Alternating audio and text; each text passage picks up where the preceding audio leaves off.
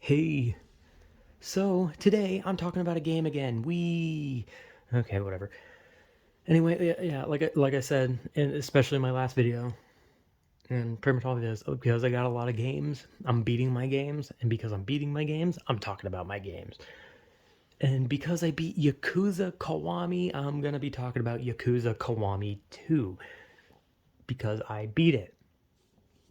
And yeah, I also beat the Majima storyline part as well, by the way.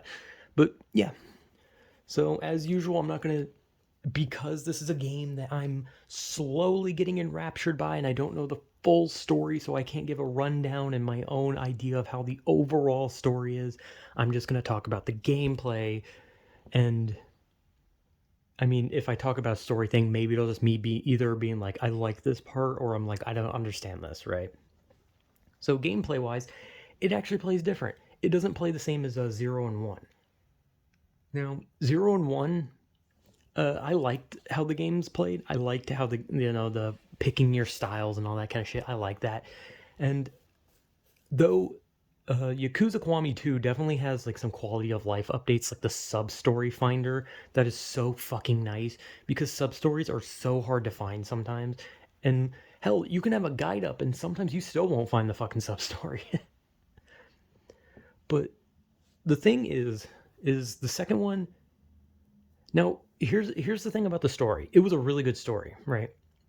However, it felt odd, right? Yakuza Kiwami 2's story felt odd. Now, it was great. It was a great story. I really enjoyed it. But it felt odd, right? It's like in an anime, right? When there's like, in anime sometimes there's like arcs, right? There's like the Yamashito arc, and then the next one's like the the Tanada arc or something like that. I don't know. It's like an arc. It's like based around either a place or an enemy, right? And sometimes there's in anime there's those arcs that are like monstrous. They are big. These are big to the story. These mean a lot. These are important. These are crazy. And then there's the arcs where they're like it's important, but it's kind of just like whatever, It's like important, but it's not so big that you feel like this is like some crazy thing, right? I don't know how to explain it. It's like I'm like thinking about it in a weird way. But Yakuza Kiwami 2 had a great story. It was a great story. Great new characters, great story, great everything. Even Majima's little chapters were good as well. And the game apparently, I've looked it up. The gameplay style is different from 0 and 1, as it's apparently closer to 6 or Song of Life. Is that what it's called? Yakuza Song of Life, something like that. I don't fucking know. But that the gameplay is more like that one, which was jarring at first. I'm gonna be honest. When I first played it, it was very jarring because it just felt weird.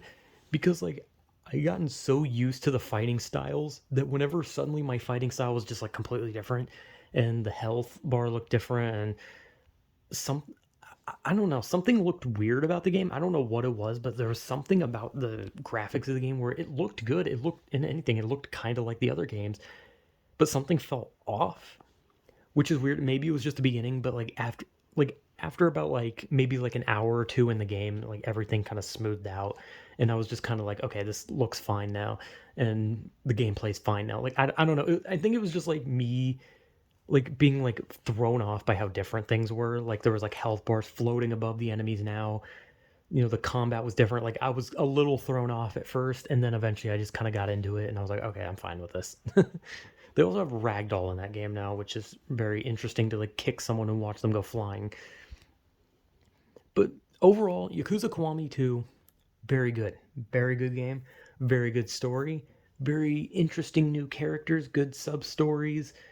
Um, yeah, sub stories were like I'm like of course the sub story that keeps coming to mind in that one was the one where you meet uh, one of the Yakuza leaders or whatever, the family patriarchs, I guess you call them, and he wants you to go to like some fucking like place with a bunch of girls, and then it turns out it's like a diaper fetish club, and then Kiryu just beats a bunch of people up in diapers. Like that is a sub story that definitely is going to stick with you, because that is like, what the fuck was that? Like, pretty good. But the game was really good. And the fact that there were 3 chapters like after you that pretty much come out after you beat the game that you can play as Majima, very nice. Because I'm gonna be honest, I think Majima is the best character in Yakuza. Kiryu's a really good character, but I feel like Kiryu is a little too stoic sometimes. Like, he doesn't show a lot of emotion, and even when he does show emotion, you can barely tell because of how stoic he is. But Kiryu is a really good character. He's a really good character. But Majima is just completely the best. Like, Majima is the best character, okay? He was the best in 0, he was the best in 1, he was the best in 2, and he probably, even if he had an appearance for 1 second, he would still be the best character. Because Majima is literally just the best character. Like, he's always entertaining, and when he gets serious, he's just a great character. He's always just so good. And his little chapter, also his chapter in 2, where he was basically reunited with Makoto, but he couldn't see, now I'm explaining part of the story, but he finally saw Makoto again, but because now she could actually see because she wasn't blind anymore, she didn't know it was him, and then she found out it was him as she was going home, or going to America, or wherever the fuck she was going. I don't know. That was an emotional one. Though the ending to Yakuza Kiwami 2 was like the one was so far the first Yakuza game where I didn't tear up at the end.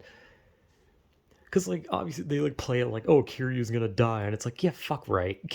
They'll never fucking kill Kiryu. Like, the day they fucking kill Kiryu is the fucking day that everyone on Earth dies, okay? Like, let's be honest, they're never killing him. He's too good, alright? Like, they're gonna come out with like Yakuza 10 at some point. Like, there's gonna be like a Yakuza 100, and Kiryu's gonna be over 100, and he's going to like literally fist fight the Grim Reaper. Like, he's just gonna be sitting in his home, the Grim Reaper's gonna come for him, and he's just gonna stand up. He's gonna pull off a heat action, and he's gonna break the Reaper's arm and then elbow him out a window, right? Like, that's what's gonna happen, okay? Like, Kiryu will not die. He is never gonna fucking die. He is going to live forever. Like, that company is going to literally make him and Majima. Majima's not gonna die either. They're gonna both be 1,000 years old and continue being alive. I mean, obviously they're probably gonna kill them at some point, though. Sadly, which, with all I've seen from the Yakuza games, it's definitely like one of those that if either of those characters die, I'm definitely gonna just start fucking crying. Like, I'm gonna watch it happen in the game, and I'm gonna fucking bawl, because it's just like, no, like, no, you can't fucking kill these guys. That's bullshit. But anyway, yeah, Yakuza Kiwami 2, fantastic, great story. Gameplay is actually good. It took, because it was different from the other ones, it was jarring at first, and I got used to it very fast. But, it was a really good game. I liked it. So yeah, Yakuza Kiwami 2, very good. Most of this video, I wasn't even reviewing the game. I was just talking about how much I like Majima, and that was it. Majima's a good character, okay? So yeah, whatever.